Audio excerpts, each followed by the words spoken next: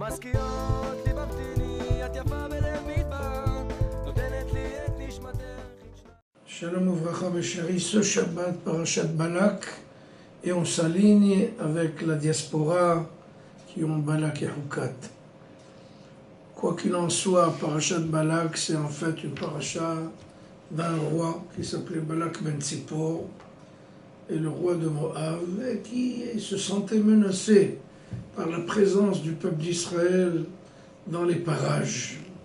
Donc il a recruté quelqu'un, un très grand magicien, qui s'appelait Bilam. Et ce Bilam-là était d'un niveau spirituel au summum.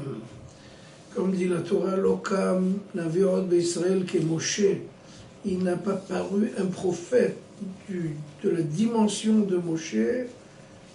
C'est dans le peuple d'Israël, il n'y a pas eu ça. Mais chez les Goïm, il y a eu un prophète de la dimension de Moshe. Qui c'est? C'est Bilam. Et ce Bilam-là il a été recruté par Balak et il fait tous les efforts du monde pour maudire Chas v'Shalom le peuple d'Israël. Mais heureusement qu'Hachem est toujours là pour nous et il a réussi qu'à bénir à plusieurs reprises. Il a fait énormément de méthodes, il a changé de tactique, rien du tout. Là où il veut maudire, il arrive à bénir. Et en fait, ce Bilam-là, il a la quasi-totalité de la paracha. C'est lui qui est dominant dans toute la paracha. Celui qui arrive à être le beau jeune premier, l'acteur principal de toute cette paracha. Le sage se demande pourquoi le nom de la paracha est justement sur le nom du roi. Balak qui est dans si vous voulez, un acteur mineur, qui est dans la périphérie, mais pas au centre de la paracha. Et pourquoi la paracha est sur le nom de Balak et pas de Bilam? Très simple et très profond. Balak, c'est un ennemi qui nous le dit. Je vous hais, je veux vous tuer, je veux vous insulter, je veux vous maudire. Il te dit franchement, face à face. Il n'essaye pas d'embellir les choses et de les arrondir comme les choses sont. Ça, c'est un ennemi, mais au moins, c'est un homme de vérité. Il te le dit. Moi, je veux tuer le peuple juif.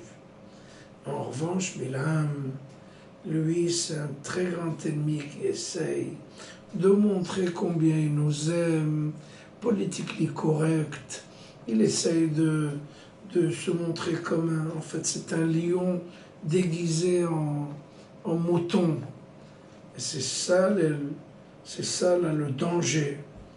Quand les goïms nous disent franchement, écoutez, on ne vous veut pas sur le globe. Bon, on comprend, on fait attention et on se prépare, un homme averti en vaut deux. Mais quand il s'agit de quelqu'un qui fait toujours semblant, waouh, j'aime le peuple d'Israël, mais c'est des gens-là qui vous mettent un couteau dans le dos. Et comme disent nos sages, protège-moi de mes amis, je m'occuperai de mes ennemis. Là, Bilam, il fait semblant d'être notre ami, quelqu'un qui nous aime, et voilà le danger. La plupart du temps, les goïms font semblant de nous aimer, de vouloir notre bien, mais en fait, derrière notre dos, ce sont des andes écrasants et volumineux, et des gens cruels qui veulent justement nous exterminer, Chas v'Shalom. Mais Balak, il te le dit, franchement, écoutez, je ne veux pas être hypocrite ni lâche, je veux justement exterminer votre peuple sans essayer d'embellir et d'enjoliver les choses. C'est pour ça que Balak a reçu le nom de la paracha et pas Bilam. Bezrat Hashem, le peuple d'Israël restera à jamais le peuple éternel qui va illuminer le monde entier. Shabbat Shalom.